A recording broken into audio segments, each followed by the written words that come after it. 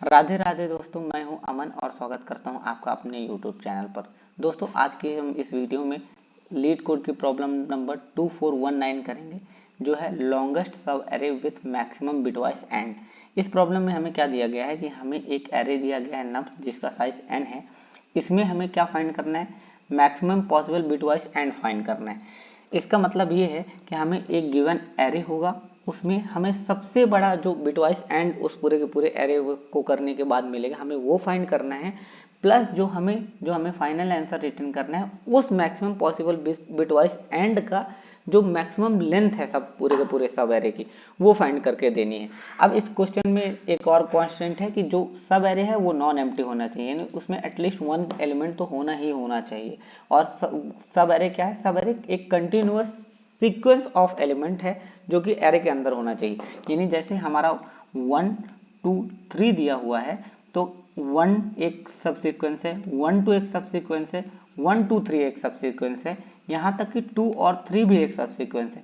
लेकिन अगर हम सॉरी सब एरे है, लेकिन अगर हम 1 और 3 की बात करें तो 1 और 3 ये दोनों सब एरे नहीं है, इसको हम सब सीक्वेंस बोलते हैं। 1 और 3 सब सीक्वेंस है, जबकि 2 3 1 2 1 2 3 ये सब एरे हैं।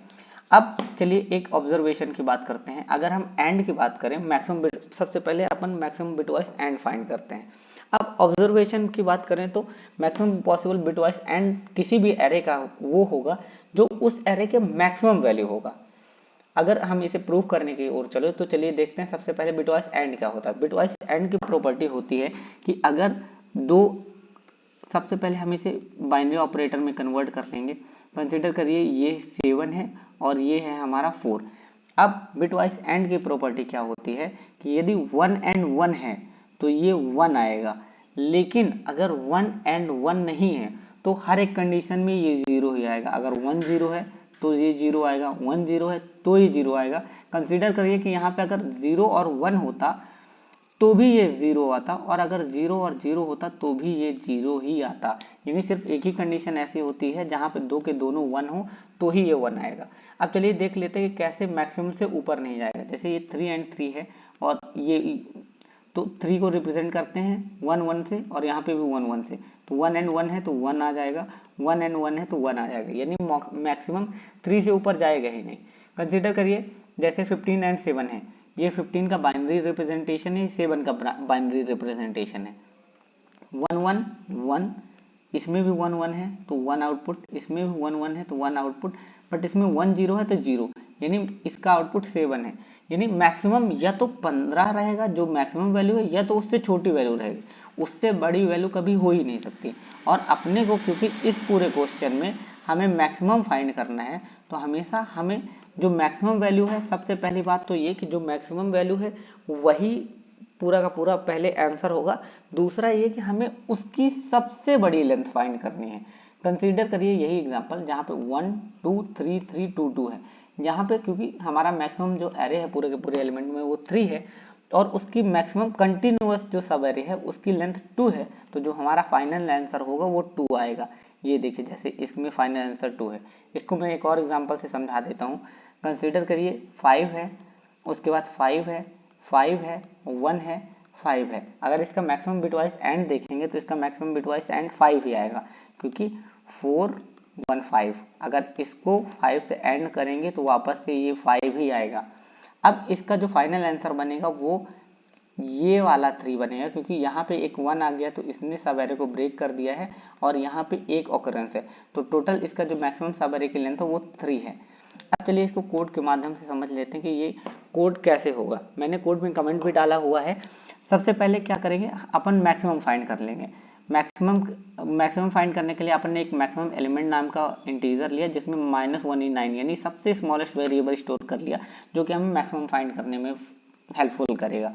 उसके बाद हमने n एरे साइज लिया, उसके बाद हमने मैक्सिमम एलिमेंट फाइंड किया। ये क्या करेगा, ये हर एक एलिमेंट को जाएगा और हर एक एलिमेंट में कंपेयर करके जो भी मैक्सिमम एलिमेंट होगा पूरे के पूरे एरे पे वो मैक्सिमम एलिमेंट ला के देगा। फॉर एग्जांपल इस केस में अगर हम ये 5 5 5 1 5 का केस ले ले, तो इस केस में हमारा जो मैक्सिमम एलिमेंट है वो बनेगा 5। तो अपने अपने मैक्स एलिमेंट पे 5 पड़ गया। उसके बाद हमेशा ये है कि एक पर्टिकुलर जो एलिमेंट रहेगा वो तो होगा ही होगा एट एनी कॉस्ट, क्योंकि जो भी हमने मैक्सिमम एलिमेंट फाइंड किया है वो हमारे एरे में प्रेजेंट था, इसीलिए हम फाइंड कर पाए।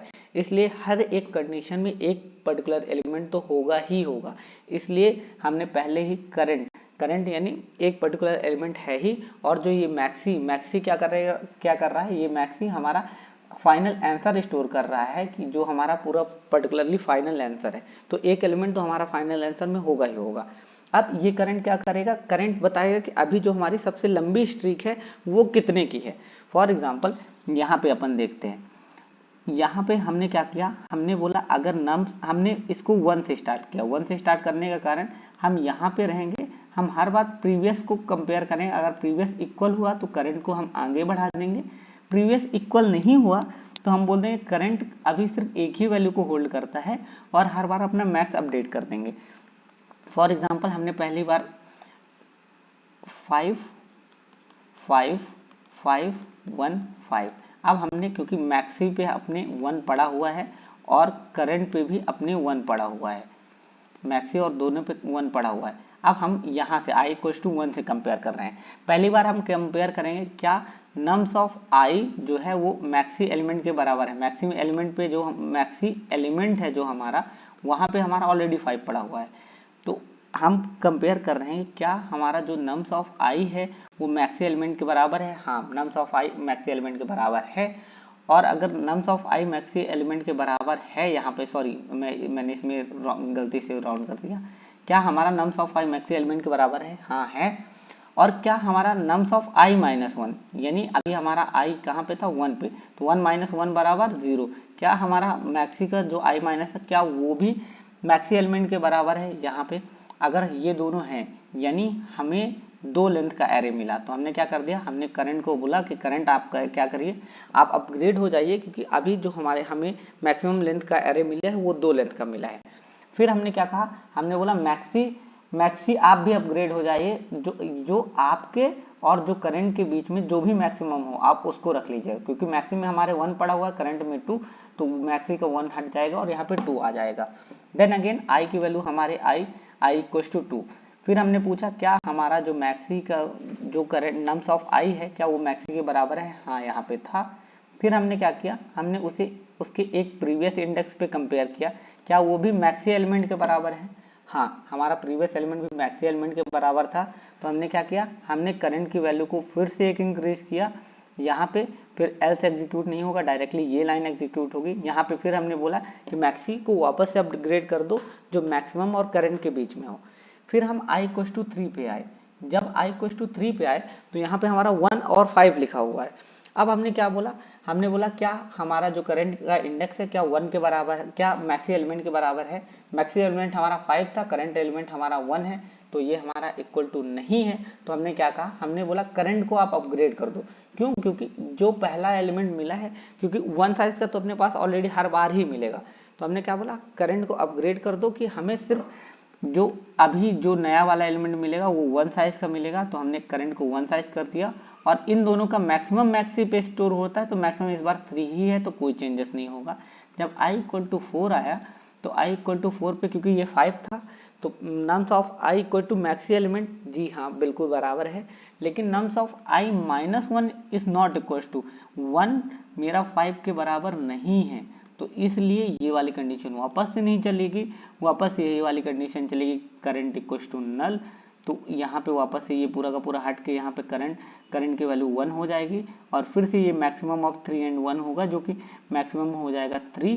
तो इस पूरे के पूरे एरे में हमें 3 आंसर प्रोड्यूस हो जाएगा और एट लास्ट हम मैक्सी रिटर्न कर देंगे, जो कि हमारा है maximum length of an array. अब इसके टाइम ऑन स्पेस कॉम्प्लेक्सिटी की बात कर लेते हैं।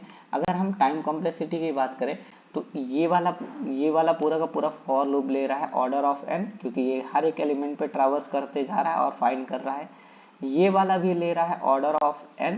तो ओवरऑल जो हमारी टाइम कॉम्प्लेक्सिटी हुई वो हुई order of n plus order of n which is equal to order of 2n which is nearly equals to order of n।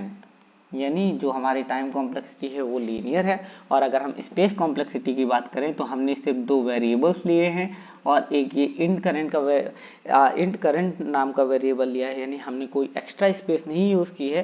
तो अगर हम स्पेस कॉम्प्लेक्सिटी की बात करें तो स्पेस कॉम्प्लेक्सिटी हमारी कांस्टेंट हो जाएगी order of N, and time complexity में पहले ही एक्सप्लेन कर चुका हूँ ऑर्डर ऑफ एन। ये हमारा सबसे ऑप्टिमाइज सॉल्यूशन होगा और मैं होप करता हूँ कि आप सबको ये एक्सप्लेनेशन अच्छा लगा होगा। और इफ़ इन केस अच्छा लगा है या फिर कोई और इम्प्रूवमेंट चाहते हैं आप लोग, तो आप मुझे डेफिनेटली कमेंट सेक्शन में सजेशन के तौर पर बता सकते हैं। मैं धीरे धीरे करके और भी इम्प्रूव करने की कोशिश करूँगा। Thank you.